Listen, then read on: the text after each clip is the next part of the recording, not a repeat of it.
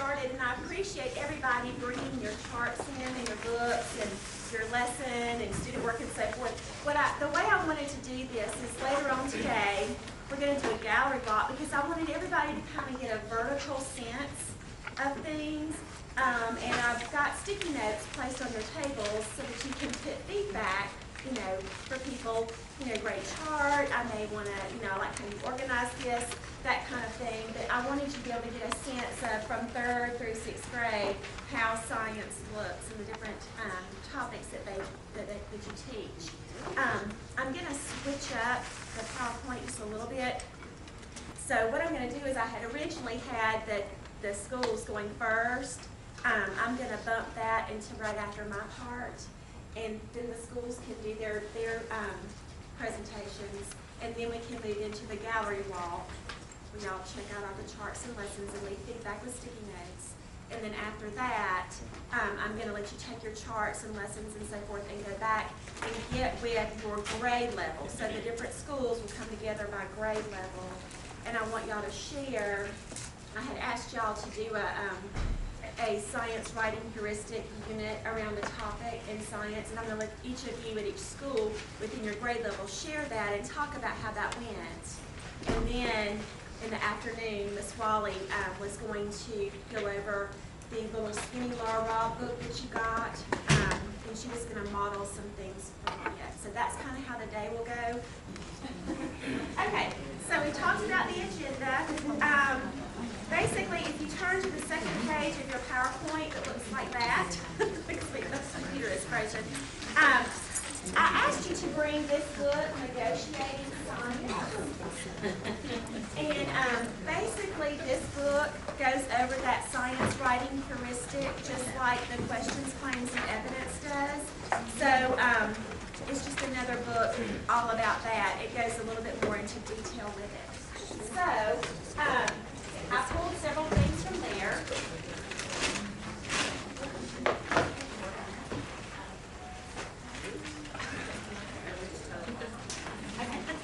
Anyway, the purpose or the premise behind the science writing heuristic units and lessons is that the kids need to be the ones thinking, that it's an inquiry-based type approach where the kids are doing the work and the teacher is more of the facilitator, okay? And the next slide you'll see talks about the 5E learning cycle, and that really goes hand in hand with the science writing heuristic. Mr. Ammerman, we were very fortunate to have him do a wonderful job of presenting to the science teachers on December the 14th, our in-service day. Do you want to just give a couple of minutes of an overview of what you talked about with the 5E model, Mr. Ammerman? I can. Navigate around this table.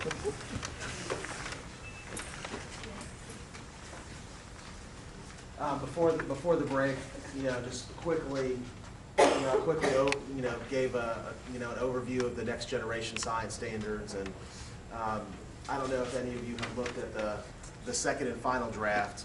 It's on their website.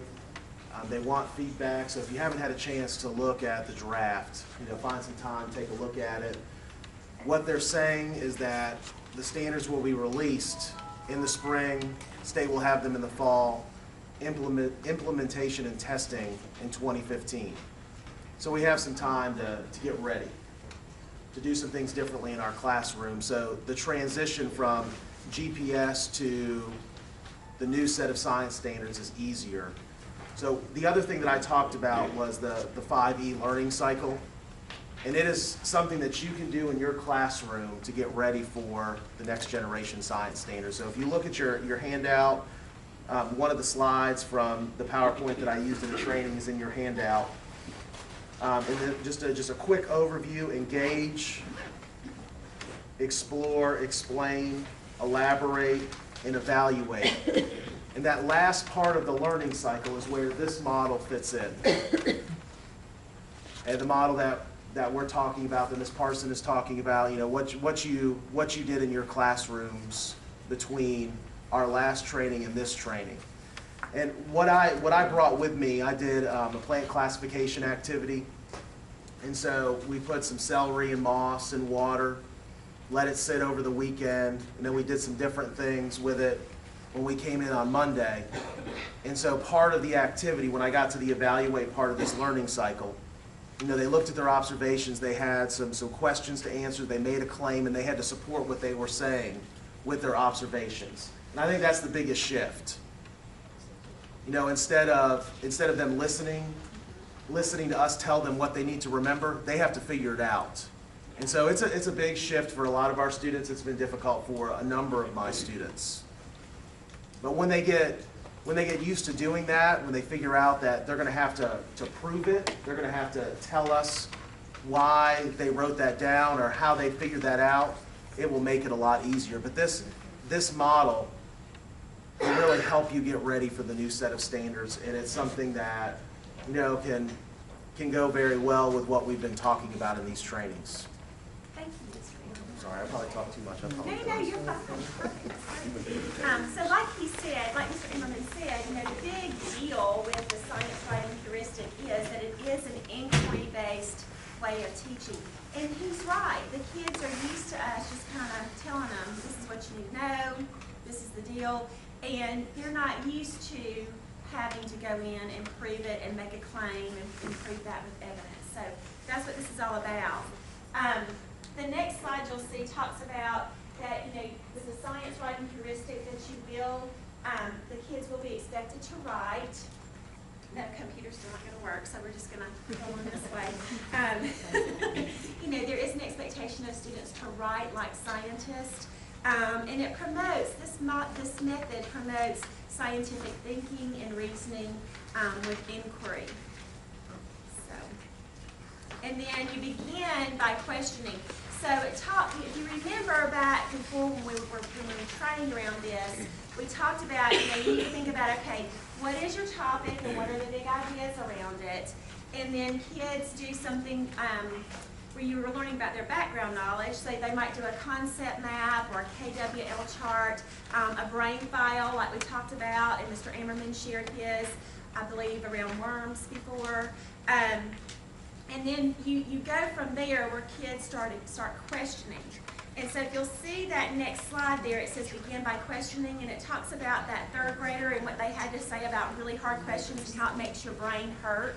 That it's hard and you have to do a lot of thinking, and basically the child is saying, when you ask me what color the grass is, it doesn't really make my brain have to think. But when you ask me a hard question, and I really have to think, great questions make your brain hurt.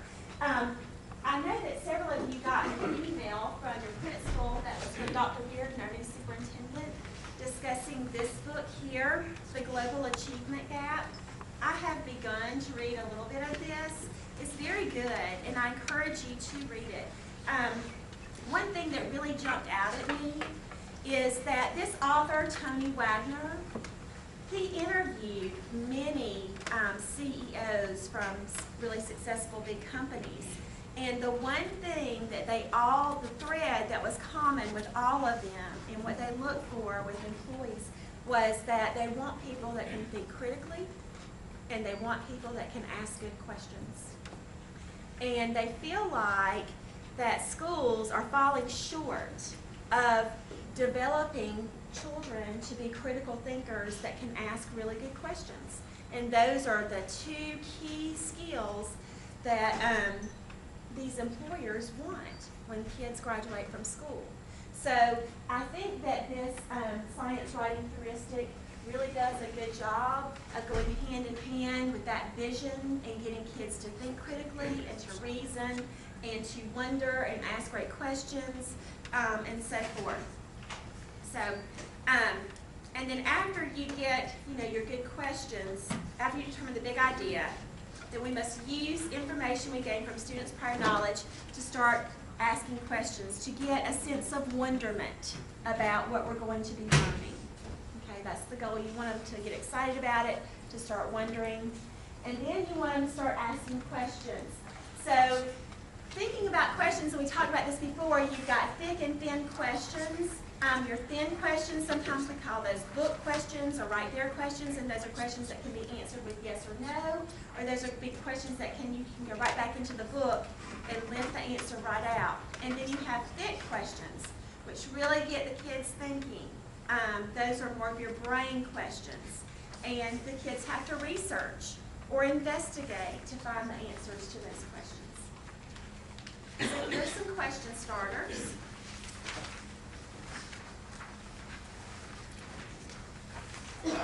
And then they talked in the book about you've got a difference between researchable questions and testable questions.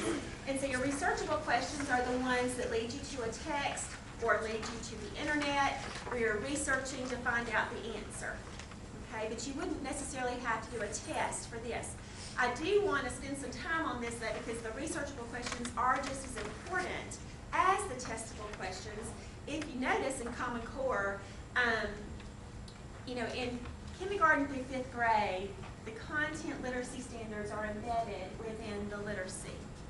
Once you get to 6th grade, they have a whole separate, but if you compare them, they're even though it's a separate document, it's basically asking kids to do the same line of thinking in 6th through 12th with content literacy. It's just embedded in K-5. I believe, my assumption is because the people that wrote the standards are under the impression that K-5 teachers teach every subject. They're self-contained. They don't necessarily think of us as being departmentalized, which we are. And then once you get to middle school and on, they do know that they're departmentalized, and so they wanted to make sure that those standards were included. So that's why they're embedded K-5 and separate 6-12. Does that make sense? So if you notice within those standards, one of the standards talks about how kids need to read multiple sources on a topic and come to some conclusions about that topic and do some synthesizing. And so here is where this falls into play. Where you're researching and students are reading multiple texts around the topic and determining what is accurate information around this. What can I learn about this and synthesize and glean from reading multiple accounts of what experts have to say around this topic, okay? And then you have your testable questions, which drive students into investigation. So they may have an experiment that they do, and they have to, so they have a question, and then they perform a test, okay, where they write out what their test is going to be and their observations from that, and then they make a claim. And then they have to go back and prove that with evidence. Does that make sense?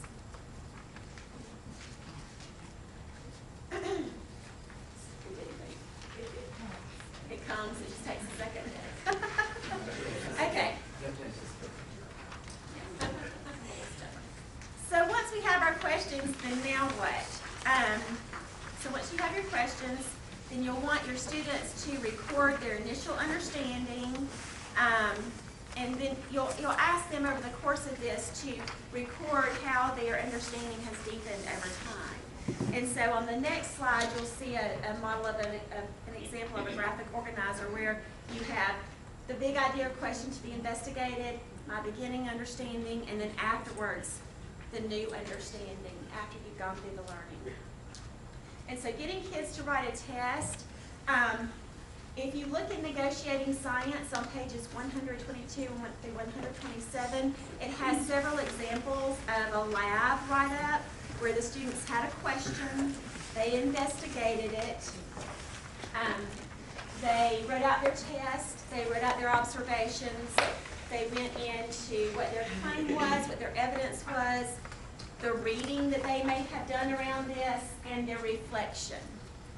And so you have several examples on pages 122 through 127 that in negotiating science that show you how students in different classrooms went about that. Okay?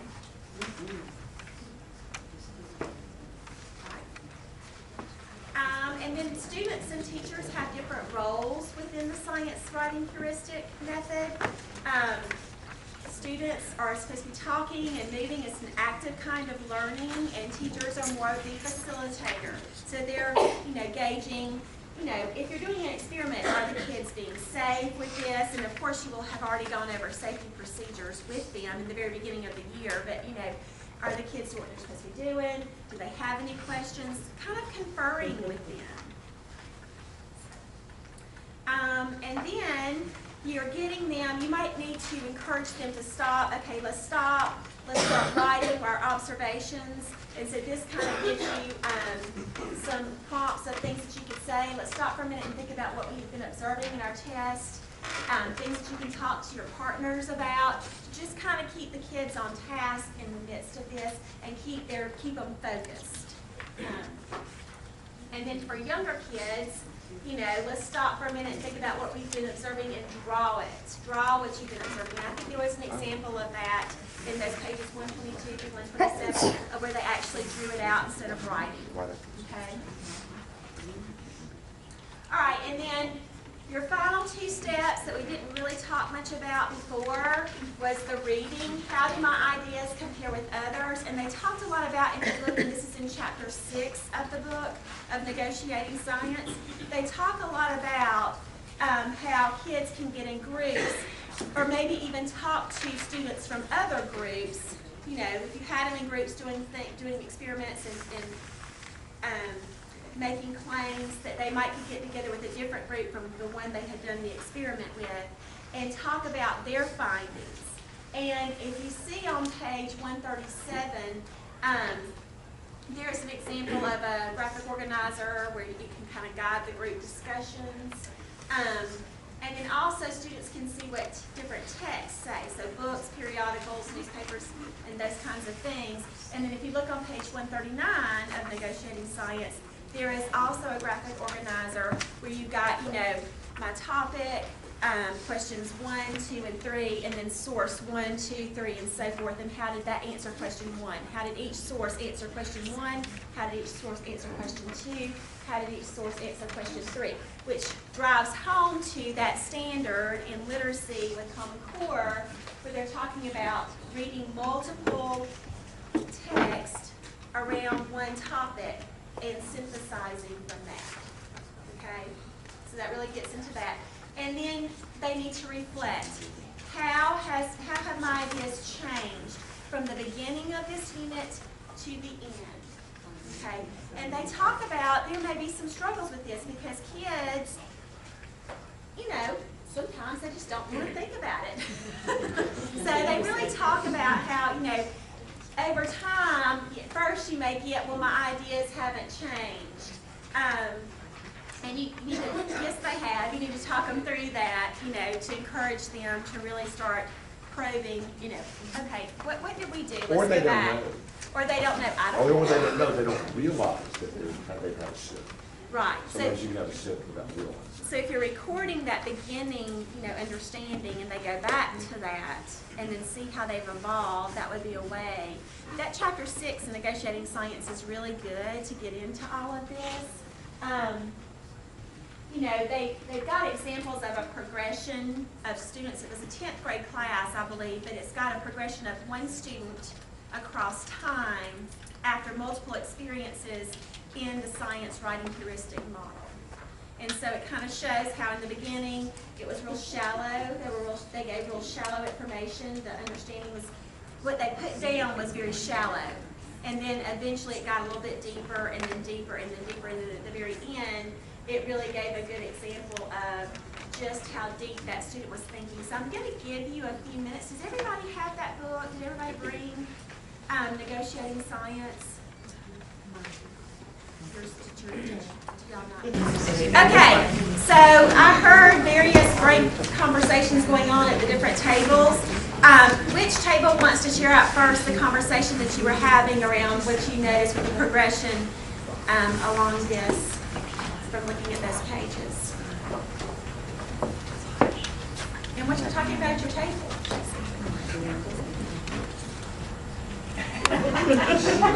Gary, you want to go first, your table? Well, she had some great examples in the classroom. So, we were just mesmerized by that. She really should share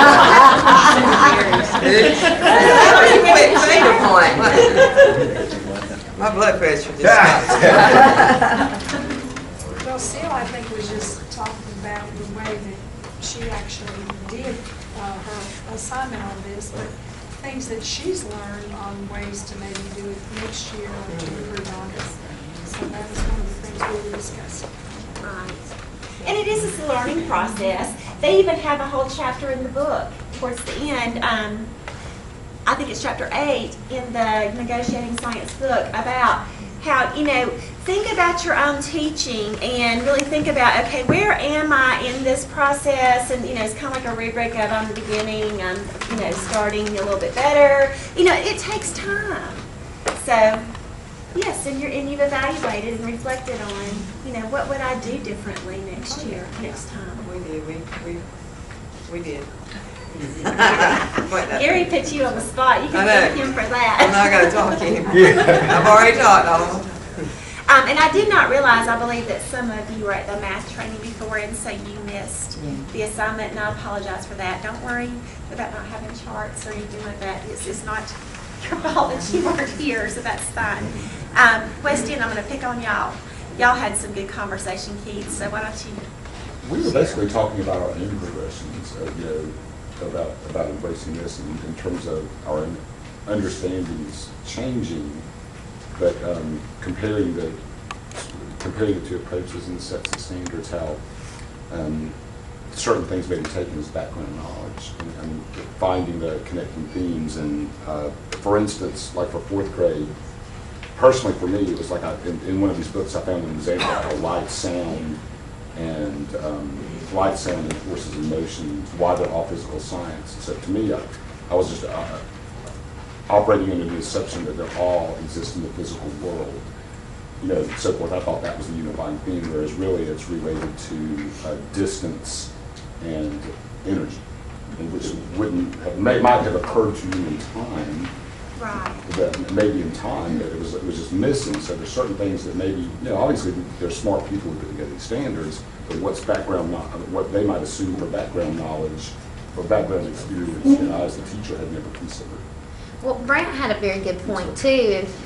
Brent was saying you have to look at your standards and what you're going to teach, because this takes time. This takes time. So you need to make sure that you have that understanding of the big idea, so that you can focus that with this and what this is, because you want to make sure that when you take that time, you're getting everything as part of that. So it really does require some forethought and some planning. It does. To say, okay, this is where we're going to put our effort, and this is what we're going to focus on. You're right about that.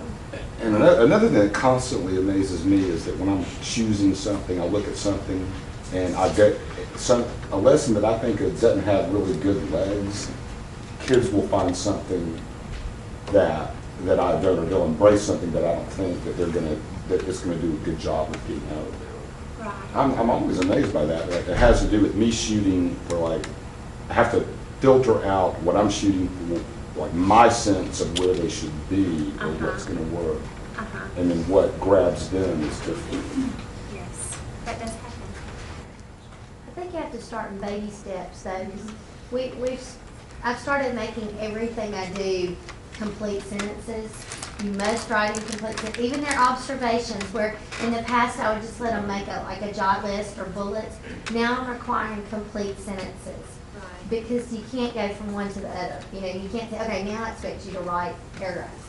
So everything now is complete sentences. So I'm getting more work when we do write more. But it's been a challenge, and for some of them, the complete sentence is not what I think complete sentence. Well, you find that. But I'm glad you're doing that, because this time we thought, okay, this is not, this is not a complete sentence. We need to write it. We need to start making a whole sentence is not words. Right. Yes, ma'am. I'd like to kind of build on her idea. Okay. And the same kind of thing with, I teach science and math, so I see the same things kind of happening in both with the Common Core standards, that the kids are required to explain themselves so much more, show much more of their work. Pretty much the multiple choice questions are gone from math, very few of them. And so I find that I have to model that type of thinking a lot more. And when we were doing the science one with the minerals and rocks, we really had to kind of guide them into their thinking. They're not used to coming up with a testable question. So they came up with good questions, but then we actually had to take that and kind of guide them in 3rd grade. So they're just really beginning to start thinking. They haven't had much science by the time they get to third grade. You're right. At this point. So we had to do a lot of really modeling, Scaffolding. guiding, scaffolding. And then, you know, some of them really got it and kind of went with it. Others, you really had to support them more. But it's going to make it a little easier when they get to fourth grade because they've started to have that. But it was hard, and you do need to have the time to do that. And that's one of the things we were talking about. It would be really cool if we could really spend, because they got a lot out of it. The mineral unit that we did doing that activity, I just loved it by the time we were done, and I felt like the kids really, it was much better than when I taught it last year. That's how I feel, that they gained a lot from it. I wish we had that amount of time for every, you know, but that'll come in time, because you're kind of picking, like what you're saying, you're kind of picking the most important things out of it and working on that, and maybe doing less of the smaller activities that they're not going to get as much from. It's going deeper into one area a little bit more. Right, you're right about that, and we are gonna have to pick and choose. Yeah, I'm just gonna have to do So that. it's a growing curve as we go on, like next year, like somebody was saying back there, you'll evaluate what you do and do it a little differently next year. Absolutely. Yeah, so it's actually been, I enjoyed that, doing that, the brain file and all that stuff. I thought the kids got a lot from it. And I enjoyed being here with you, that was great. I appreciate you letting me come. Absolutely. Miss Rich, you were nodding your head and you had said some great, you were talking about science, characteristics of science and. Well, the characteristics of science as far as really being taught and really addressed like well until 6th grade. And these kids need to come, they need to have been addressed or see these characteristics of science a lot sooner than they are. Yeah, we're covering them or we're doing them, but our whole world revolves around how are they going to do on that test, and I got to get this done and this done, and you don't have the time to go into it, to really get into it. And like, we just got through with life, and they know it, but they don't really know it. The deep And- understanding. Right, and they go, well, can we do more? And they want to do more, but you have, no, we got to move on. It's like there's just too much to cover, and you're not going to address the characteristics of science in order for them to come up with testable questions and that sort of stuff, unless they have gotten to the point where they can think like that. Right. Because most of the kids that I teach, I mean, actually organizing their thoughts is a lesson or a Within whole itself, yeah. year worth of stuff, because they can't see, or there's no organization. Not It's even- something that you have to teach and Yeah. yes. And it needs to start Or very early. yes, it does. What Miss Bailey and I did was, you know, like she said, we taught rocks and minerals, and really at that point in time, we're just teaching the minerals. And I came in, she was so kind to let me come in her room, and she was my guinea pig, so to speak, and I think I was hers too. Anyway, so, and we team taught, and we just kind of did a brain file of what they thought they knew about rocks and minerals, and we put them on sticky notes and put them up on the chart. Those of you that were here the first day of science, you saw the picture of Mr. Ammerman with his, so you know what that looked like. And then we read a book, a picture book, and I had them come up with questions they had. You know, I'd stop every once in a while and I'd say, gosh, you know, I modeled asking questions myself. And, you know, and I said, okay, you know, what kind of questions do y'all have? And they had sticky notes and they were writing questions, and then we put them up on the chart, and we even categorized those between, we taught a lesson, you know, what is a thin question, or right there, book question, and what is a brain thinking type question. And we went as far as to categorize those. And then we talked about, okay, out of these brain questions that we have, which ones are researchable, where we would have to go find research and read about, and which of these are testable. And like Miss Bailey said, we did have to kind of guide that. They came up with some great questions that we did kind of have to guide that to get them to a really good, we had to put some different questions together that they had come up with to get into a really good testable question for us to do the experiment that was going to be laid out for them. And then she had them go from there, and I stepped out at that point, and she had them go ahead and follow through with the test and writing the test and so forth. So, I mean, it does take time, it does take scaffolding, baby steps. I asked you to try out one, you know, before you came, since you come and give feedback. I don't want you to just, you know, hit the ground running. We're going to do this all year long with everything, and, you know, I am going to be reasonable. I'm reasonable about it. Yes, Gary? One of the strategies that I use in my classroom to allow students to get more understanding of bigger pictures and more questions is I pick 3 students and I select them before class to go to the computer and find all the answers they have about the subject that we are studying for the day. So we go over the questions, and they write their own questions, or they come up with their own questions. Then they go to the computers. And so then at during the discussion part, they bring what they found on the computers. There are computer specialists or research specialists. And so each day I select 3 research specialists to go to the computer. And that will allow you to get students to dig deeper into any topic. Thank you for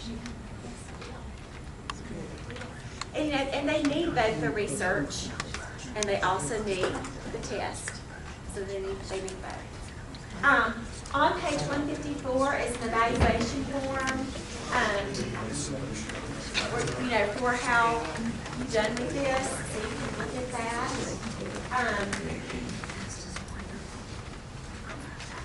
And then, here's just a review, and you can't really see that, I'm sorry, it's just a review. It's on page 158 of the science writing heuristic model, but basically it just starts off with what's the big idea, and then you move into, what questions do I have about that, what kind of wonderment do the kids have, and then you move into doing your test and observations, and then you move into your writing, and then you can give your post-unit test and so forth, and hopefully they'll have that deep understanding. The summary writing, the writing is intended to help students link the concepts that are being dealt with in the topic together and to build a framework for that deep understanding of the topic. They talk in chapter 4 of negotiating science. The whole chapter 4, is all about writing, the summary writing after having taught a unit.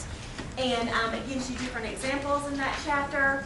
Some of the things they talk about doing is you can have the kids make brochures, you can have letters to the editor, you can have letters to parents, newspaper articles, textbook explanations, cartoon strips, poetry, etc.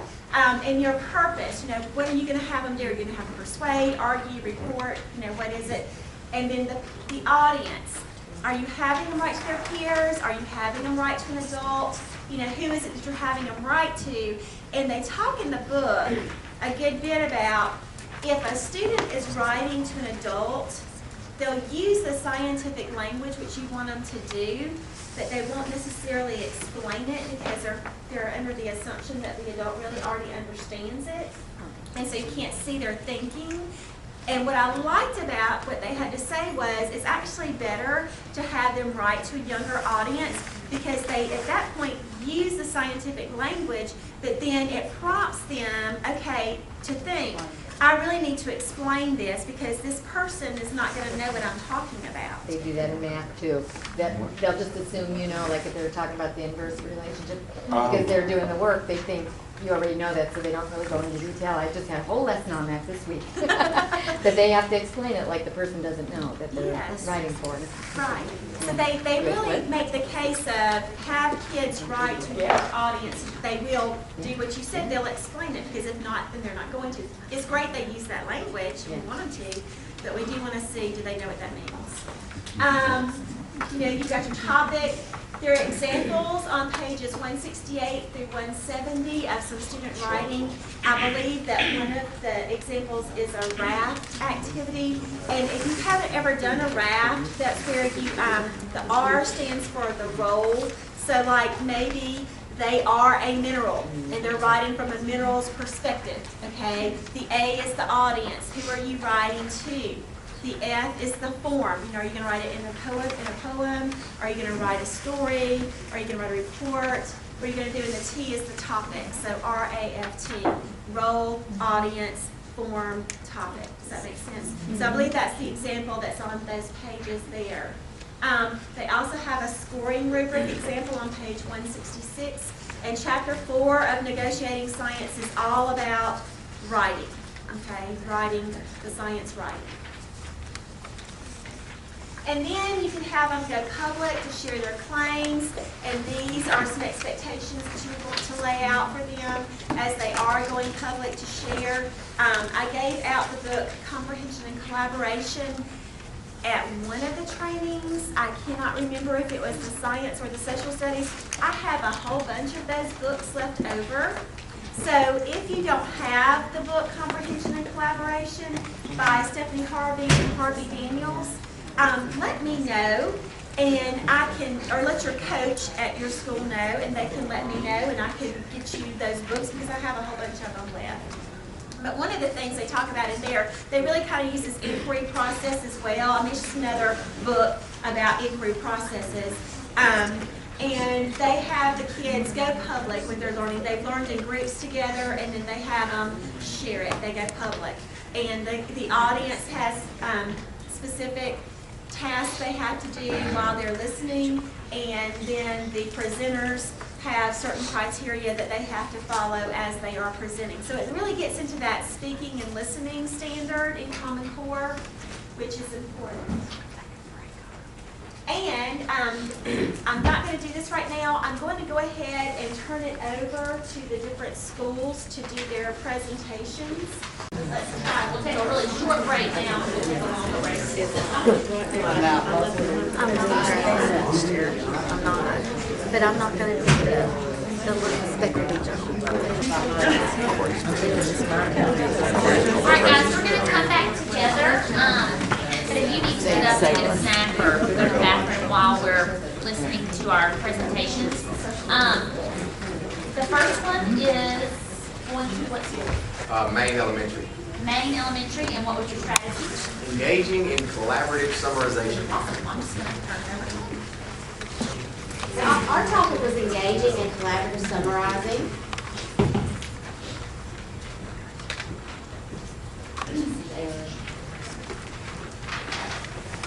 This group writing structure teaches students how to create powerful summaries through collaboration and consensus negotiation. Glad I said that right.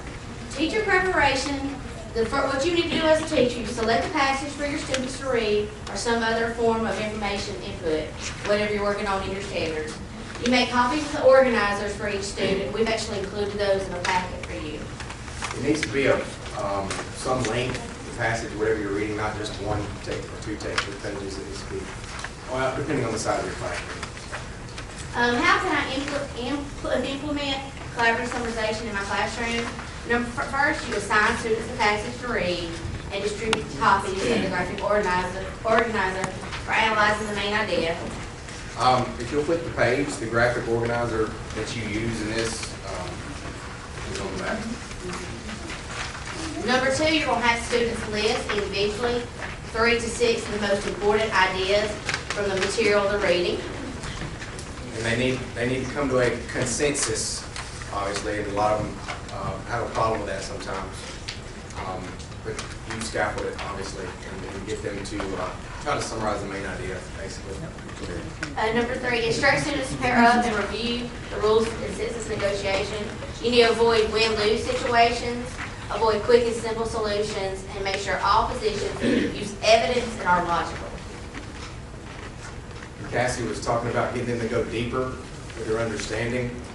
That's the ultimate goal of this, not just making a list of facts. You want to get them to think, really try to get a deep understanding of what's in it. Number 4, have partners create a negotiated list that reflects their combined agreement on the 3 to 6 most important ideas. Have each pair meet with another pair. Now have the 4 students renegotiate their list, again, and order the list so that it makes sense as a summary. The pairs, I use groups when I did this. You don't have to use pairs, but you need to kind of go through the process of getting up and moving around quietly, and it's the classroom management bit, but just keeping them on task kind of proved the challenge a little bit, but that's definitely part of it, so have them be aware of that.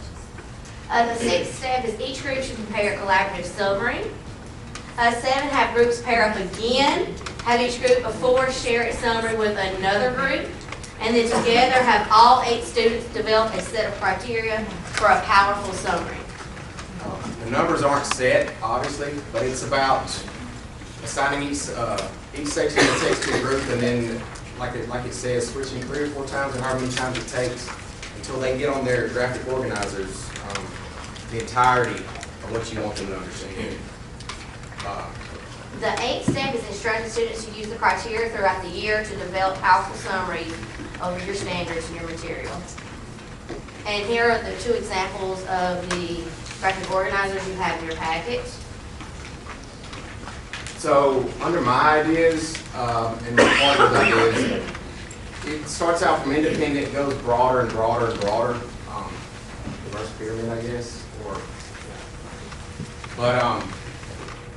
So when they move on to, when they finally get to the last group, they're going to, under our group summary, have the whole passage summarized after they discuss it with 3 or 4 the rest of the groups. Guidelines to ensure successful collaborative summarization. You need to model the strategy prior to initial use by the students, and I would suggest several times. Guide group efforts at arriving at a logical, accurate consensus of the material from their assigned text.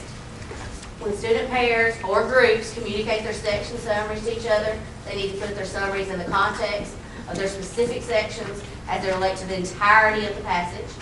And students should not just recite a list of facts, but gain a deeper understanding of the material.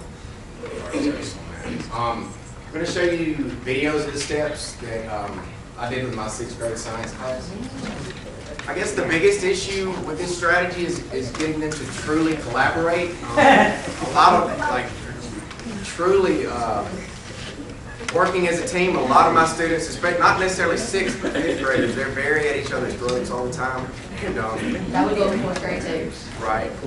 But I think it is worthwhile, and it goes hand in hand with the science writing voyeuristic, I guess that's how you say it.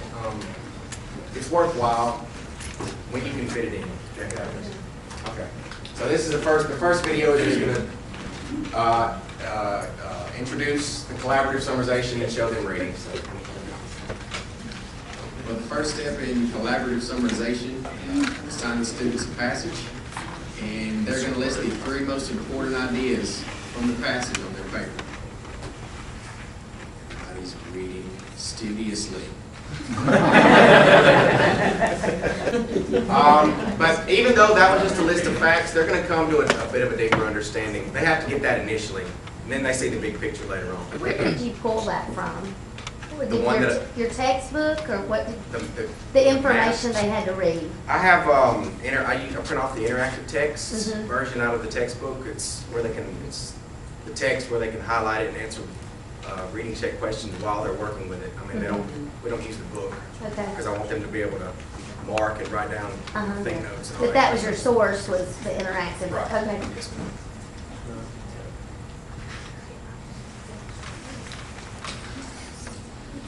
The 4th step in collaborative summarization is creating a list that reflects the group's combined ideas. They got to pick out the 3 to 4 most important ones.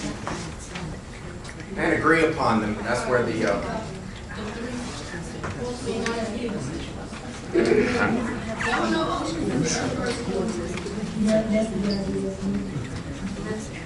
After the earth formed, well, it was very different from today. Yes, it really was. Yes. After 4 billion years, the atmosphere condensed and the waters filled as many oceans. All right, guys, good job condensing your ideas. she was a little bit camera shy. She put her hand over here. So they condensed their main ideas and they all bounce those off of each other. Now they get up and move to another group, and they're going to summarize their group section for the other group and trying to touch on the overall, overarching concept of what they discussed. The fifth step in collaborative summarization is to summarize your group section in 1 to 2 sentences.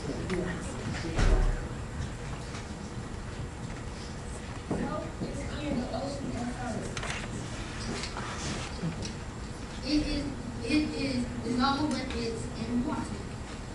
It's so All right, that's a good summarization, fellas. One group meeting with another one, they were all writing it down. And the last clip, please do not look at the child in the yellow sweatshirt. Okay? Actually, do. Exactly. You know who it is. And now you have the curious. The sixth step in collaborative summarization is meeting with another group to collect their section summary. Thank you. Good job. And I'm sitting here thinking about what Mr. Jones said earlier about getting a student. I might nominate one from each group after the fact to get them to go to the computer and do a little bit. They were talking about the composition of ocean water. Get them to go to the computer afterward and, you know, have a teachable moment where they can go and relay, deeper information to the rest of the group, and not just give it that surface level interaction. But yeah, that's collaborative summarization.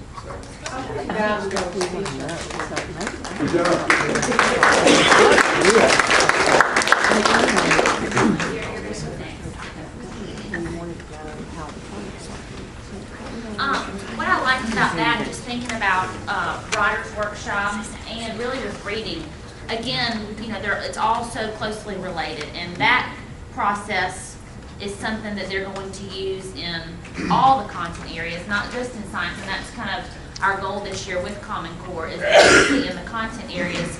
But with that, I would feel like it would speed up their time, and they would know their procedure. I don't know, are y'all familiar with the PALS, Peer Assisted, okay.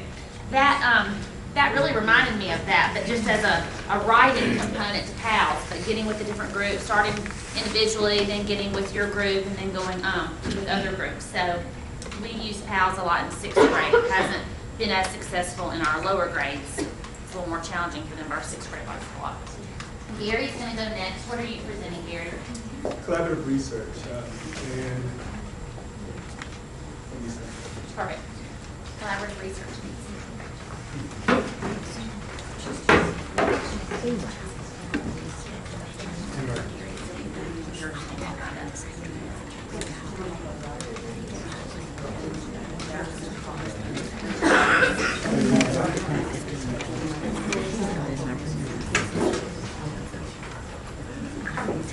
When we were doing the negotiating science to start with, I don't know about you, but I, after the last training, had watched more, had looked more at the questions, claims, and evidence book, the one that Kathy asked me to go back and read.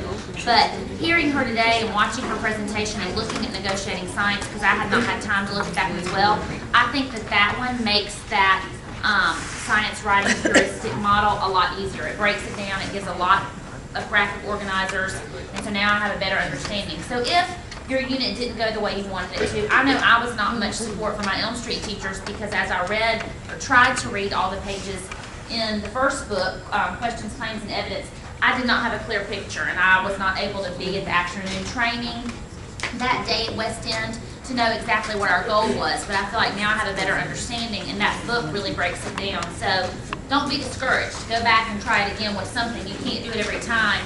But the 2-page graphic organizer that has them, it really leads them through the experiment.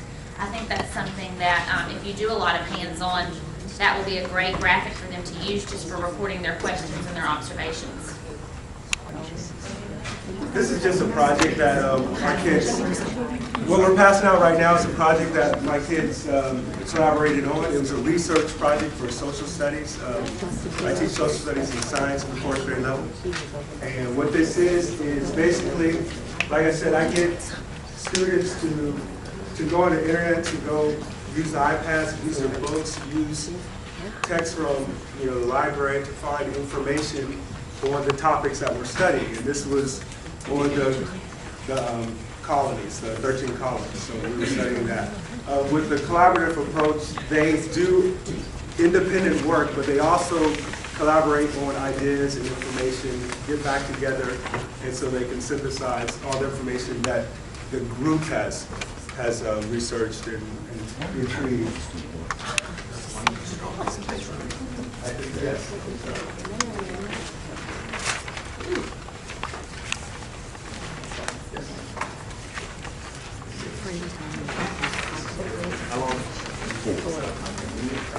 Yeah, this is basically a unit. This is one of the culminating activities of that unit.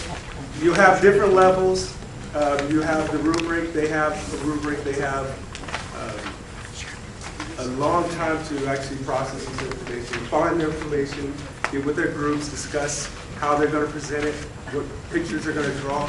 Each person did a dictionary, a colonial dictionary, which had all the terms, but then each person had to select whether or not they were going to be an expert on the southern colonies, the middle colonies, or the New England colonies. So they all did all of the terms, but then they wanted to be an expert on, one of the terms themselves. And the other one is another activity. That's Bill of Rights. Just to, that was the culminating activity of learning about the Bill of Rights. But the 13 colonies, then they got together and they taught the group about their part of the process. So if I chose the southern colonies, I would teach my group about the southern colonies, and they would write notes on my research, because that student was the expert. So when you're thinking about collaborative research, it doesn't have to be a big project like the Colonial Dictionary. It can also be a small project like the Bill of Rights. And what they did with the Bill of Rights is, I said, does anyone know what the Bill of Rights is or are, the document? And I just had them write what they thought that meant. So a lot of them said it was like, you were purchasing something and you had the right to purchase something because it was a bill of rights. And some of them were, they knew that it was something that gave them rights, but they didn't know what type of rights it gave them. They didn't know what document it belonged to. So, that led our discussion. That collaboration is very important in the classroom. Because I think you were saying earlier, you had an issue with trying to get on the level of some of the students. The most important thing about the collaborative model is that you allow the students to become experts to teach each other. And when that happens is sometimes most of the time, students have a way to talk to students. Just like we have a way of talking with adults. They have a way of taking that information and putting it on a level that they can understand. And so when you group them in the beginning of the year, or as you continuously use that flexible grouping, you take those students and you say, okay, she is definitely on this level where she can take that information and she can disperse it easily to this person. And you'll learn as you go on which students will help which students. It actually helps your higher level students to think outside of the box. It helps them to take that information and say, I understand it. I understand it in a way that I can explain it. And that's what we do as teachers too. We facilitate that where, I understand it in a way I can explain it. I can literally take this information and put it on your level. And then they do the same thing, and so that helps their knowledge at the level too. So right here, collaborative research, search, discover, share together. We were talking about the heuristic model, and a guy by the name of George Hoya, was from Hungary. He actually, from 1885 to 1930 or something like that, he actually did a lot of research in this field. And he said that it was basically, what you guys are doing automatically in your classroom. It's like the scientific method. It's exploring. It's coming up with a question, seeking a problem, and it's usually a group. Everything we do in this society is done in a group. It's done collaboratively. So you have a problem. You have to understand what that problem is. If you don't understand what the problem is, you can't even begin to try to solve the problem. So you have to understand the problem. Then once you understand the problem, you have to figure out, can I reword this problem in my own words? A lot of students have problems with that, but in the group setting, when they can share ideas, figure out, okay, this is the problem, how are we going to solve it? Then you get a lot of ideas flowing out. And you do that too as teachers. You're like, oh my gosh, this child is unbelievable. I have no clue how to deal with this child. And then you start saying, well, in my class, little Johnny sits with so-and-so and he's fine. Really? And you bat that around, and what happens? You come up with solutions. You come up with a plan. So the second part of that model is going with that plan. Okay, we'll create a plan. We'll figure out different ways of solving this problem. Try, which is in the scientific method, what part of is the trying? Does anyone know? Procedures is the plan, but then after you have your procedures, what do? You experiment. And then after you experiment, what do? You collect your data, you synthesize, you analyze, and then at the end of this model, what should you do at the end? This works, this didn't work. Exactly. And now we have, with the heuristic model, we have to publicize it. Let's share it. Hey, this is what I found out. This is what I learned. This is what I think. And then in that process, it starts all over again. So basically, it's the scientific method. And I have like Homer, with light is the task where many share the toy. And then I have Isaac Newton that says, if I've seen further, it's because I'm standing on the shoulders of giants. Now, this is Isaac Newton saying this. So that if you think about it, even those students who are just like here, they need help getting there. They say their ideas to their students, and some of those students who you think are just on the lower level, they will actually say, that does not make sense to me.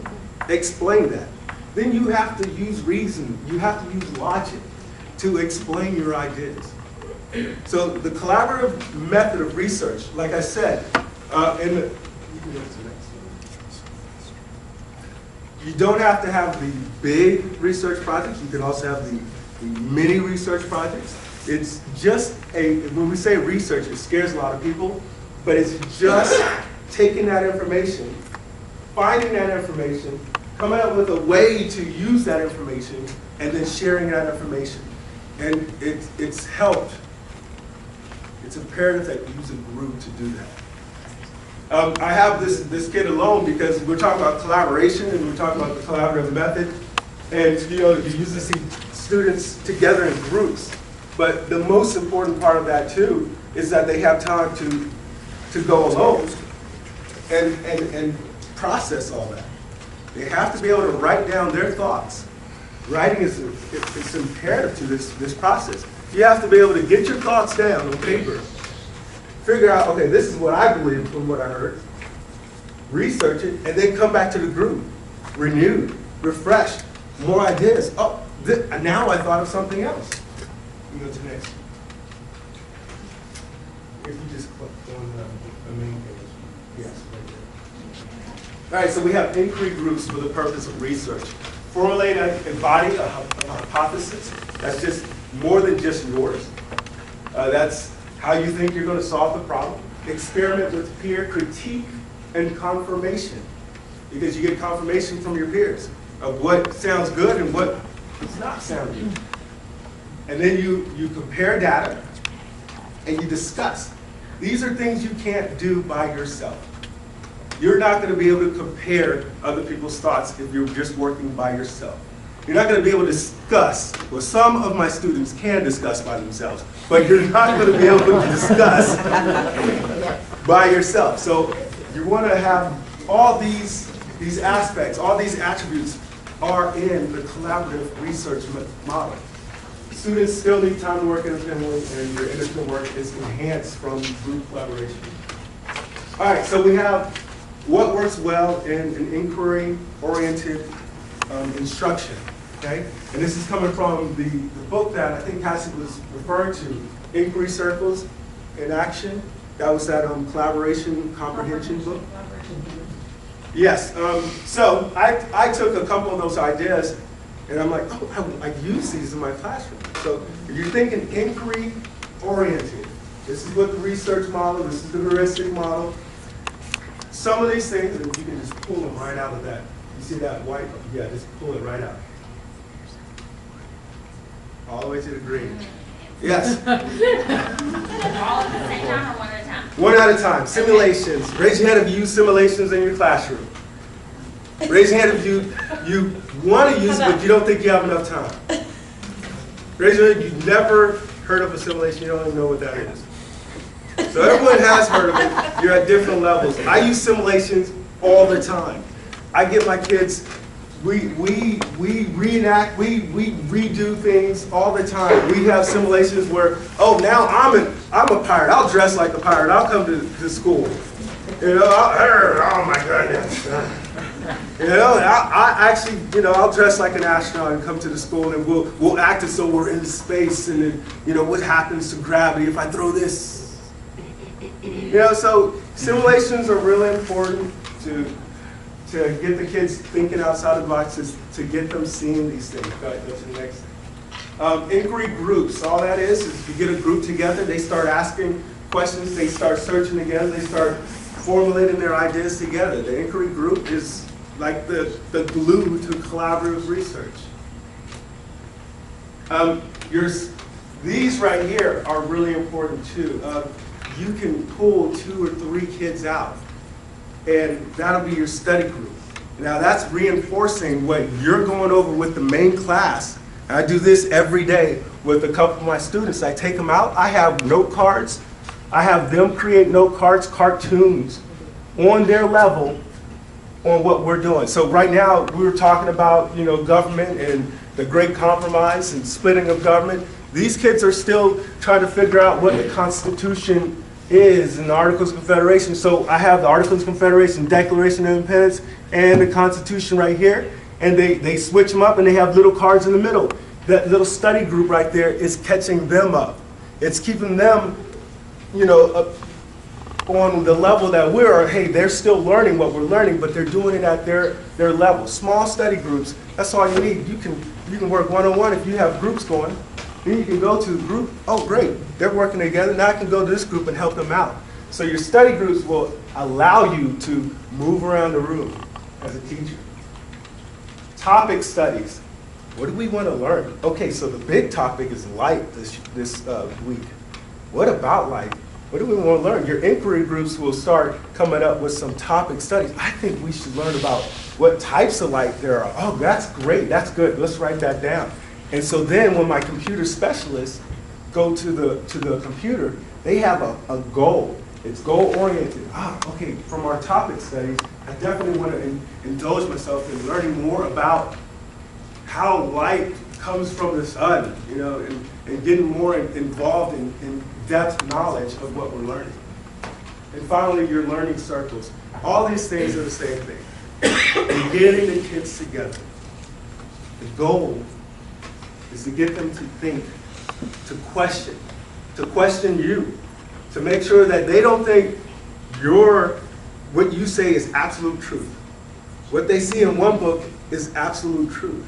They need to triangulate to take it from different sources, to take their information that they found from different sources, and to put it to the group and say, what do you think about this? Am I weird just thinking this?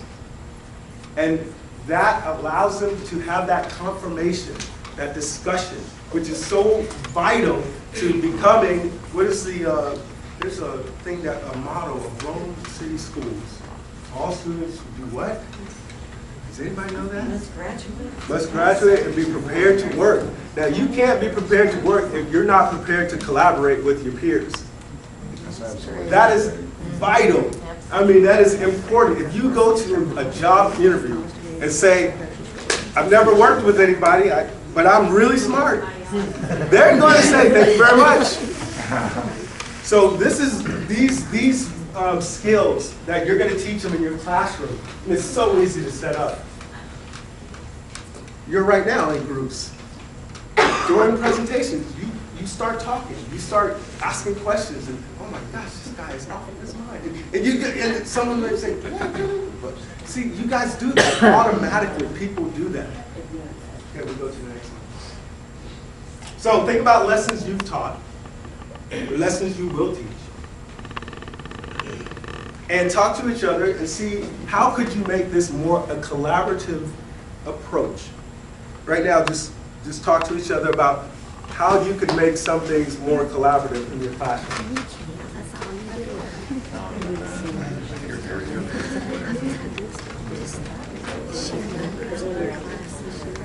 You got that, John.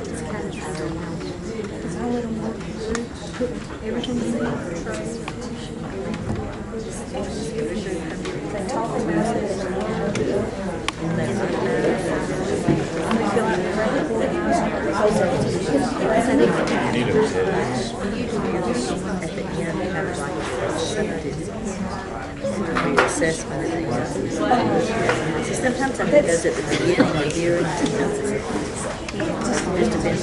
it's just depends. Yeah, a lot of times it's better at the beginning. It just depends on the time. And you're supposed to expect it. I think it's the kids. But I can call them and ask it. But I find them everywhere. I keep doing that.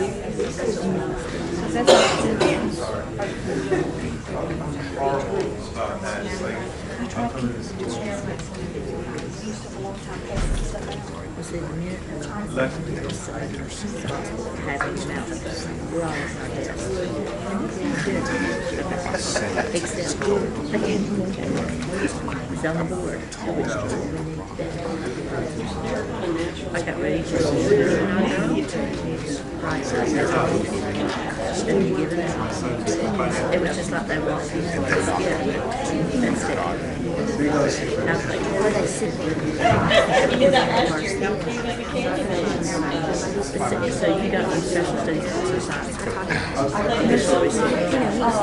If I knew. All right, so if I could have your attention, did anyone learn something new from their group or hear a good idea? You can nod if you did. You don't have to share. Well, I know that when Gary walked over, I just said to him, when I taught science, I don't teach it anymore. Now I'm mainly with literacy, but I'm back in science during some, but really with any subject. I feel like the opportunity for students to talk and collaborate with each other, they don't realize that they're promoting deeper thinking for the other person. Just any type of conversation, when we're brainstorming ideas for writing, sitting with each other, asking each other questions to help their brain know exactly what to think about, rather than individually. Sometimes your mind wanders and you're not focused where you need to be. So I just think collaborative learning helps keep groups focused. And this is the point I was going to make with that. I did that on purpose. What would have happened if I said, okay, now quietly, sit by yourself and independently think about all the things you do in your classroom, and your minds wouldn't have been so engaged. And you do run the risk of people and not even think about anything. But if other people in the group are talking about it, they're going to hear glimpses of that information. They're going to get some of that. Maybe they even will interject some of their own. But even if they don't interject, they're hearing that conversation. And that enhances their education as well. And it keeps it enjoyable. We all want to have that time to be able to say, hey, we're shareholders in this process. This is our class, so I like that. We can go to the next one. We can think through that. And the last part is summarizing and sharing your thoughts with the group. So, no taxation. Now we have a video. And now we have a little video. You can do a commercial break. This is just a commercial for collaborative Research. Compliments of.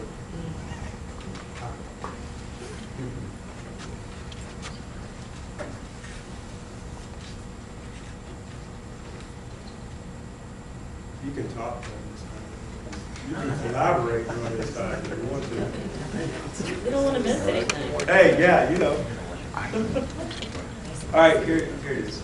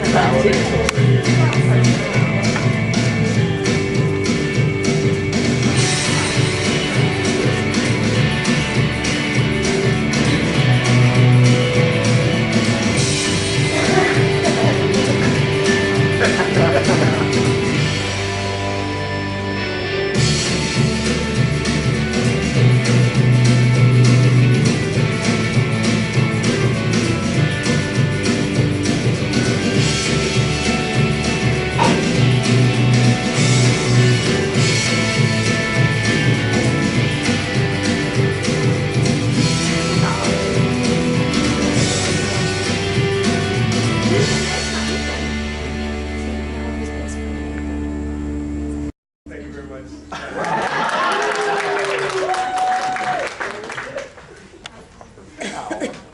right, Ashlyn, what's your strategy? Previewing your text. Thank you, Gary. I appreciate having to follow. All right, we're all talking about in-depth, and mine is previewing your information before you even start.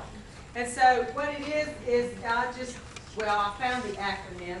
It's called themes. You're looking at title, heading, introduction, every first sentence in the paragraph, visuals and vocabulary, end of the chapter questions, and summaries. So basically it's themes. So basically what you're trying to do is teach the children that most of the time the title tells you what you're fixing to study. And there you can make a little chart as to, they can put it in their journal. So they can put, what is the title? What do I already know about this topic? What does this topic have to do with the preceding chapter? And does the title express a point of view? And what do I think I will be reading? So you're kind of getting them to think about what they're doing. What surprises me is a lot of times these kids don't even look at the headings, they don't look at the pictures, or anything in the book at all. They just read the material. You go back in and you talk about headings. What does the heading tell me? I'll be reading. What is the topic of the paragraph beneath it? And how can I turn this heading into a question that is likely to be answered in the text? The introduction is the opening paragraph. Does the first paragraph introduce the chapter? Every sentence in the first sentence of the paragraph, what do I think this chapter is going to be about based on the first sentence in the paragraph? So basically when you're previewing this stuff, you're getting them to start to think about what they're fixing to do so that they can go into the in-depth stuff. And for me, in most cases, mostly what I have to do is start building a lot of background knowledge that some of these kids, because for us, these kids have moved around so much, and you don't know where they are or what they know or what they understand.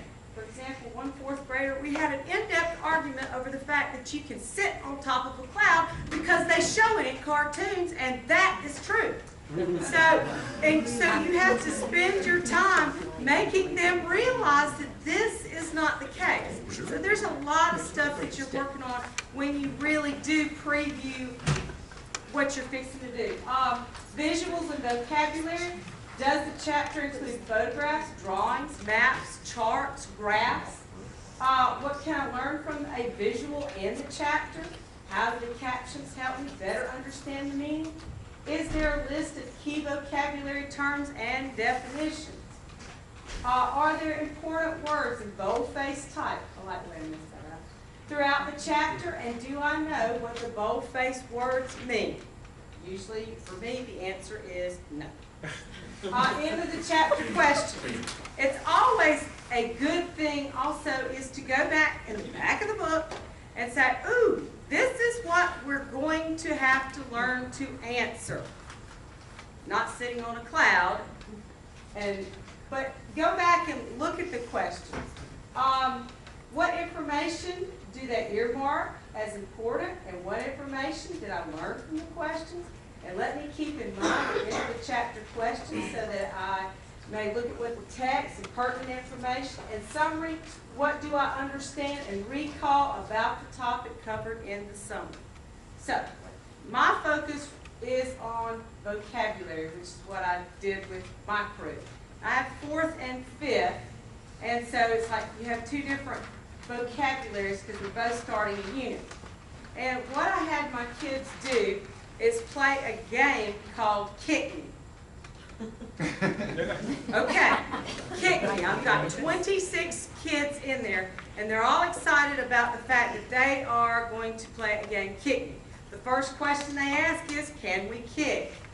No, that's the rule. So basically what I do is, you may not kick anyone. All right, what I do is I will read an article or a story or something before we even start the whole Kick Me game. And we will underline and look at, I'll say, well, what do you think are the key vocabulary words? What do you think these words mean? And so they will start to have an idea of what we're fixing to talk about and what these words mean. So it says, look at the vocabulary words. So what I have is the vocabulary words. There's what I think they mean, and after we get through playing several games, what they actually mean. So you're going to look at the words and mark the ones you know for sure. You'll have 10 minutes to think about your words. And they usually sit there and they talk about what their words mean, and they'll look at in the information, the article and all, because they will have underlined words, and they do have the definitions. And then they're going to have 10 minutes where you work together to find the definitions of the words you think you know. Write the definitions on your sheet. Then try to define the others you do not know by working with others. This is a case where on all the kids' backs is a definition of the word. So after that, after they've written what they think they know, they then go around the room and they try to find the definition to the words on the back. Nobody kissed anybody. And the last step of kicking will finish up with matching games and defining the words. Now, I was extremely shocked because I did it with 2 grade levels, and those kids really and honestly did walk around the room, and I have a video, did walk around the room, did discuss what those words were, and if they had them, what do they think they meant, and they were actually writing them down on the sheet. I just watched and hoping they wouldn't kick each other. All right, so on my Kick Me, and I have a little video that I did. Okay, go to the next, because that's when we do videos trying to get. Okay. All right, they love this game. What it does, if you press where it says clue, it gives you a definition, and then they have to spell it. Well, in the meantime, I don't know about you, but spelling is not our great source of anything either. So when they have these words, they need to learn how to spell them. So it gives them a clue, and they all want to pull it up because they like to listen to the cow noise. And he gets a tomato in his face if they get it right. And then it tells them if they don't, they can buy a letter if they don't know what it is. But they've all got their sheets up there looking to spell those words, hoping you're going to draw their name to come and play. You can go to the next one. I have it blank. Yeah, email. I sent it. This is also where you turn one of the clues will be up there. And this is electricity, and they will try to match it up, and they have to remember it. And then it goes away. But you have to make sure that, I said, okay guys, make sure you've got that definition somewhere where you think it would be. And you do this with the whole class? The whole class is sitting there. And they come up and what I have is like clothespins, and I'll draw the clothespin to see who's coming to do the next one. And it's like, when they leave, it's like, are we going to do it tomorrow? What are we going to do tomorrow? Are these games templates on Smart Exchange, or you created these templates? These were templates but I just made the game. No. All right, this one is really good because this gives you the vision. Just hit one. All right, then they have to match up what that is a picture of. That's great. Oh, good job. I like getting together with y'all because I learn stuff that I don't even know. Next Yeah. And then we go back to matching what they don't understand and the words, and then they can finally finish up their definitions. But it's taking 2 or 3, probably about 4 days to do this, and then I will have built the meaning of these words in, and then we can start with what we're going to do with our labs and everything else.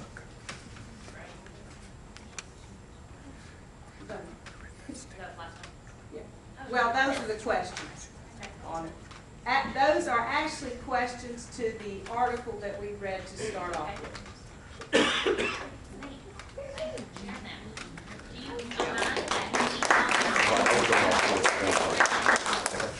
That was electricity, and I don't know if I sent one for Sam. Thank you. Well, we'll email that to all the literacy coaches in the next report, and you can change those templates to make them your own if you're not a 5th grade teacher. Those will be good. Laura, if you send them to me, I'll post them e-file under the RCS teacher training. There you go. I'll do that. Yay, she's our technology guru.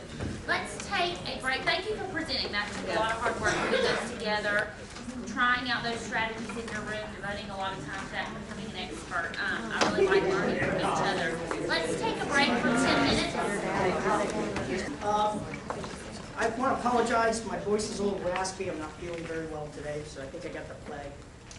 Please bear with me. As a matter of fact, my doctor called me this morning because I have some bad news and very bad news. And I said, well, what's the bad news?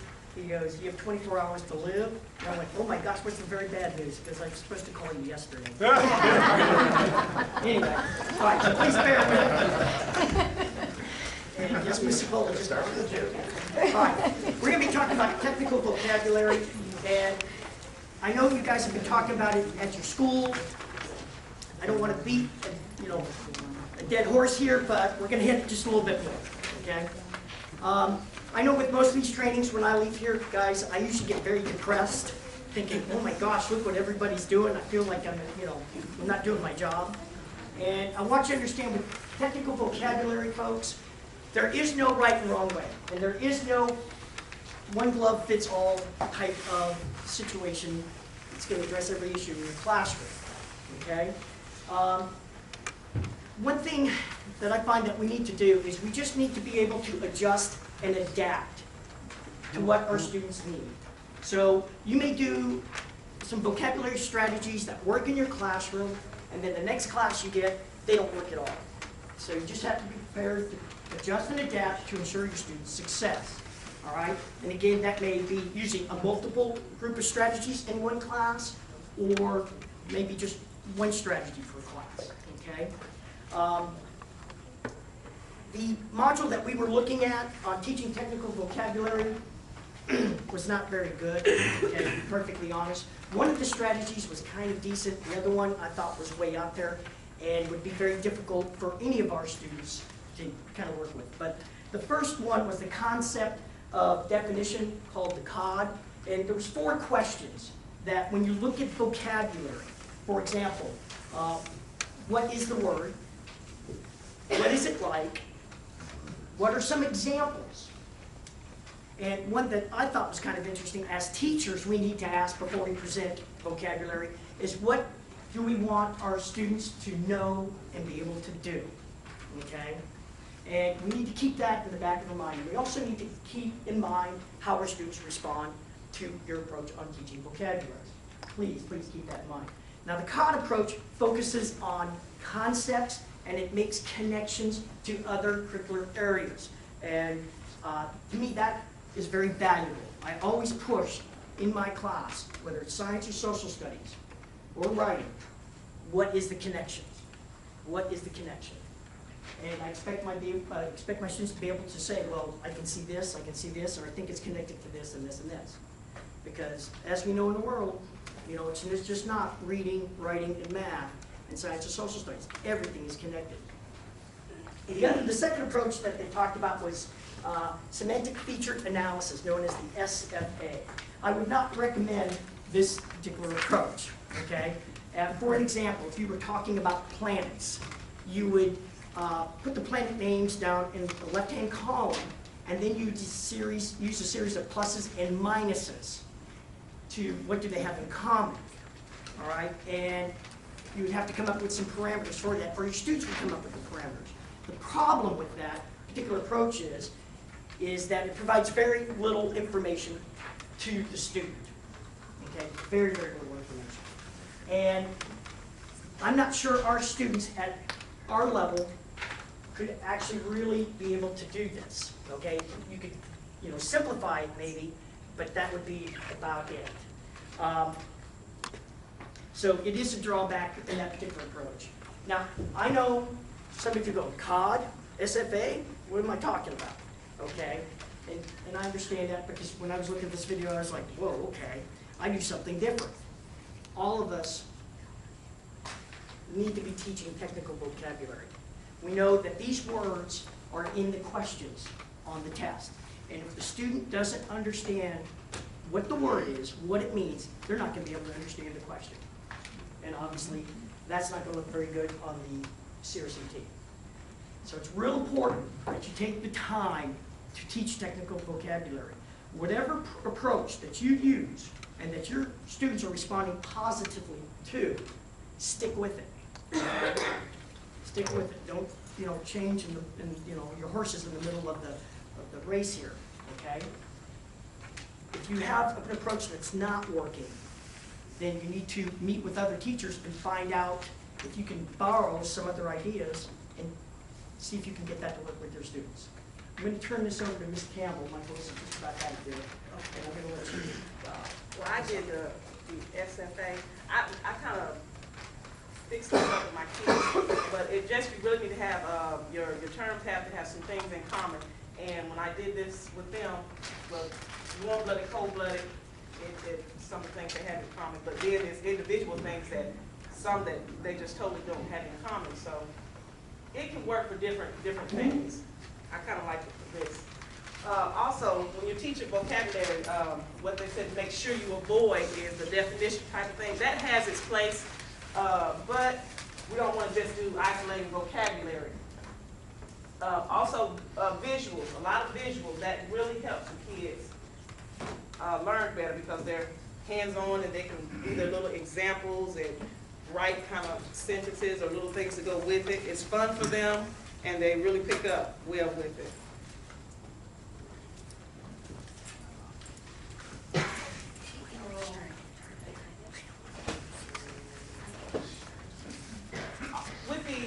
With the COD, when I first did, I was like, oh my goodness, I have to come up and really think about this and really focus on the examples and all these different things, what it's like and stuff. But you can kind of change it around. When I did the G's with my kids, I had them to write down some stuff. I just threw this up together for you guys, but I had them to write down different information. All my class, I have 4 different classes. They all did different charts. So, but they kind of related the inherited traits or the information about learned behaviors, different things.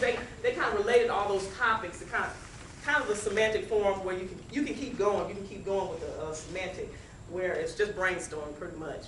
And just as long as they get the concept, we don't want to just teach the word and the definition, we want them to understand the whole thing in science. That kind of goes right along with each other. So it's not really hard to do that, to just teach a concept with the vocabulary. We have more examples. Going along with what she said, yes, mostly in class you're teaching the concepts, but you also want them to be able to practice at home. And vocabulary is a big problem that we have in our school. I don't know about yours, but old-fashioned flashcards are great. And I brought some for the third grade teachers. I teach third grade, so I've got some for you guys to help out. These were some vocabulary cards that we sent home when we were talking about habitats. They love this, and it was great because you don't have vocabulary cards falling out of their book bags. It's a foldable. It has the definition on the outside, and then on the inside it's self-checking, so they can do it by themselves at home or with a partner, even during at school. And it has the word and a picture on the inside. Very easy to keep up with, very easy to make. This was something we did for the rock cycle. It's a graphic organizer. It has the word, a picture, and a definition, and one part is missing, and they have to fill it in. And the great thing about it is they can fold it, instant and then self-check. And when we talked about the coastal habitat, this is a little ghetto, but I made a little coloring sheet with some of their important vocabulary words that they needed to learn, like sandbar, reef, barrier, island, things like that. And we don't have art, so anytime they get to color, they love it. So these are some examples. Just practical things that you can do to send home to help them. I'm a firm believer, ghetto works. I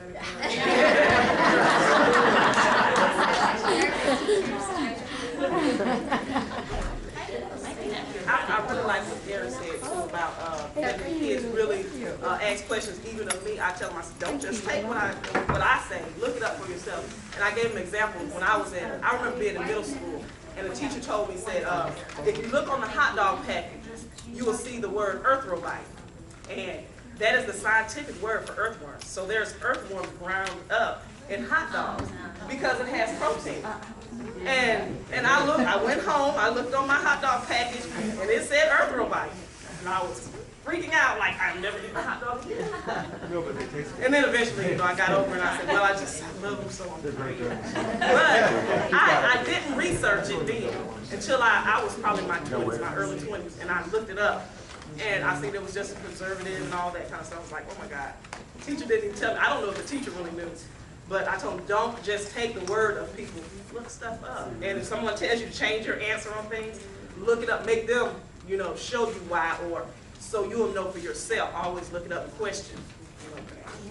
And also with the definition, put it in their own words. That's a major thing. Putting things in their own words, not just letting them write just the definition, but use their own words. Be able to recognize the definition written another way. And that needs to actually start in like third grade, because when the kids come to me at sixth grade, I find they don't have the ability to take a definition and put it on. Right. I agree. That's great. Thank you so much. I think we have some really good strategies that we can take away with this. And I know at the Southeast table, Monica and I were just saying Monica was saying how it's really nice just to see what other schools are doing, what other strategies you're using, and getting ideas from each other. We can read these books all day, but it sure is nice when somebody has pulled something out of a book that they like, or not even a book, just something that's their own, and sharing it with everybody, so we can collaborate more across the system. Let's take a break now. 10:45, restroom, snack, and then we'll come back together for 45 minutes to share your writing and your lessons with your grade level, and we'll try to go to lunch at 11:30. Okay, this is okay, so on the crazy day, on the crazy Tuesday, when people are really having to spell and do it was challenged. It was challenged paper, so there was news. So that was totally nothing. So I best to the rest of it, not because they have status on the board, because nobody was so I took them, so I got all 30 of them. And so, we said, okay, so they were doing that. So I showed them, this really teacher, a friend of mine, rather, she was saying, of stuff from Life magazine, articles from the Journal of Constitution. So I had that to communicate a video and streaming, and then I did that speech, and so we were just talking. I would never did it the bridges virtually, and just because I got through everybody, the whole rest of the grades at lunch, I just got instead of just letting sit around and the stuff. So we'll read that. So afterwards, I have 3 statements up there. I'm like, you can discuss this to the answer. So one is like, second one is there was a time. There was a time. There was a time.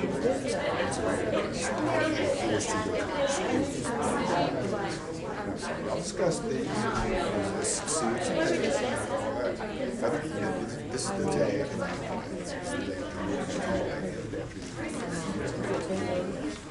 So I'm like, okay, so we have study number 1.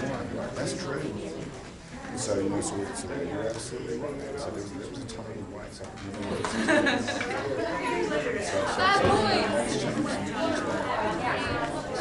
50 years seems like a long time. That's really actually a lot of change in the country. Even though that seems big to you, history is how has that changed? How do you know that's changed?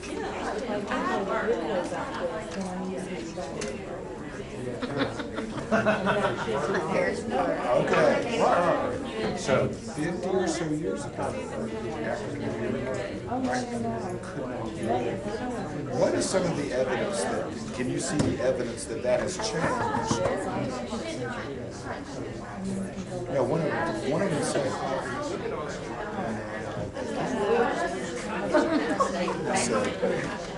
okay, all right, yes, okay, yes, they can vote. That's right, that's right. Okay, you're right.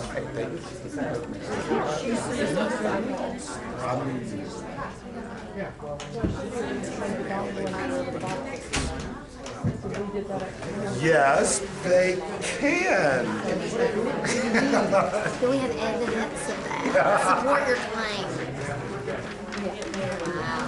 Yeah, I mean, this is the day. Do you know why? Modern didn't even acknowledge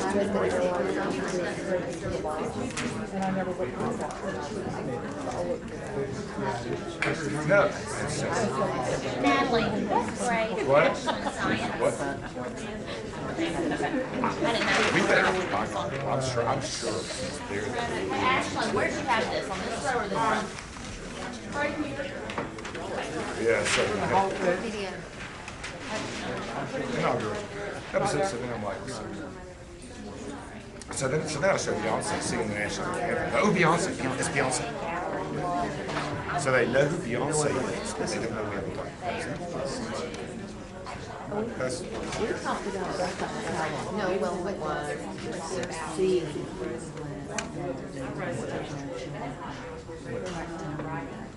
They would be.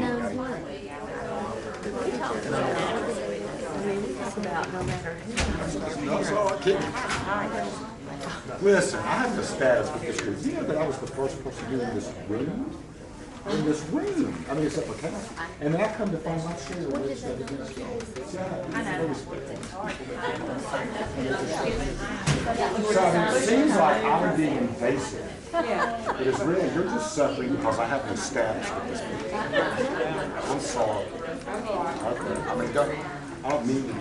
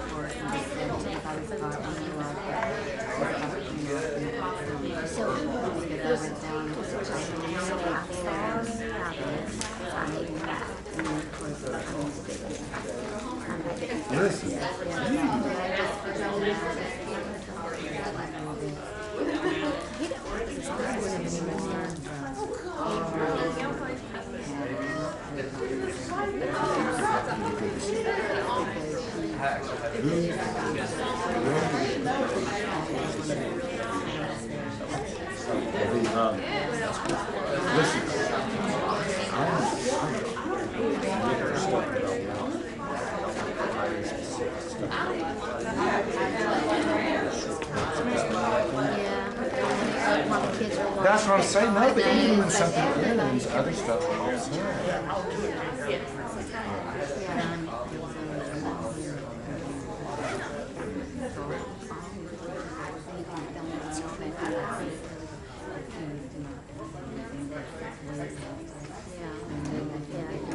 Is it done?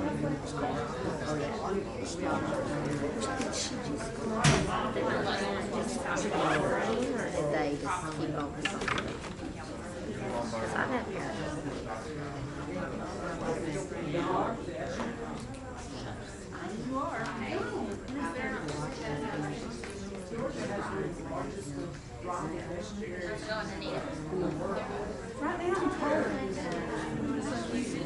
We're gonna get a new route.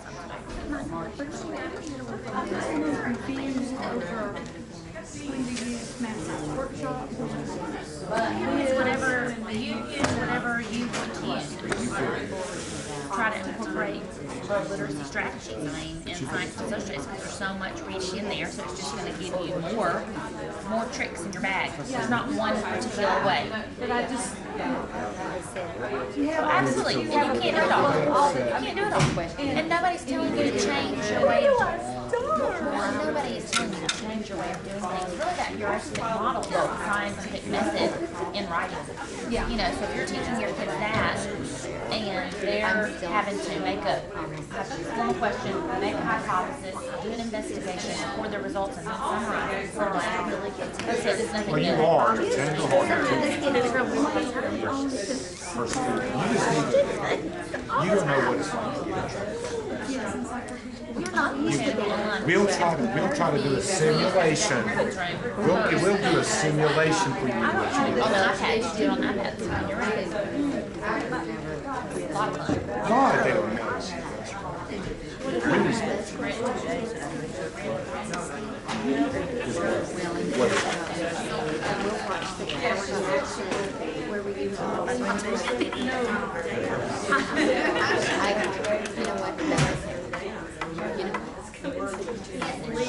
No, we're going to do a simulation. She needs to know what it feels like to get in trouble. When you're teaching children to stay efficient, I would Just even maybe after the see, but if so, I can work that out. I did not tell them. Alright guys, if we can come back together so we can get our next part done and go to lunch at 11. What you've been doing in your classrooms by grade level. So, in a minute, I'll kind of give us directions first and then we can move. But when you move, I would like you to move and sit with your grade level and we'll kind of see where we need to go. Once you get with your grade level, maybe we'll just move first and then I'll give the next directions. I'm bad about giving too many directions and everybody going, huh? So, let's see, 3rd grade.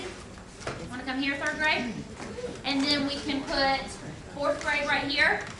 And then maybe 5th grade back there. Miss Morrison, wave your hand. 5th grade. And then 6th grade, maybe right here. Round up. Yes, 3rd, big table. 4th, okay, here's what we're going to do. I think everybody's been working hard in their classrooms with different things. Please don't think that there is necessarily a right way. This was the first time for everyone. So don't be afraid to share anything because there was no wrong way. All ideas are really good ideas to have. I know that like in 6th grade, Miss Griffin was not studying anything that required a test. They were studying astronomers, just the history of the astronomers. So we had to really take this and make it our own. But I'm really pleased with the product that she got, so I want her to share it with you because it was an excellent idea and they got some good writing accomplished with it. At your tables, if you want to go around each person just share. If you have a work sample, if you have a book you recommend to start your unit with, if you have a favorite lesson you would like to share, I want for each person to take time to do that. And let's say, do we think we could have that done by maybe 11, we'll watch, but maybe 11:15, 11:20? And then we'll end by getting up and going on a gallery walk of all the posters. And if you want to take pictures of some or take some notes about what you see that maybe you would want to try in your room, we'll walk through all the grade level posters because those can be adapted to any grade. All right? Let's do it. They're sitting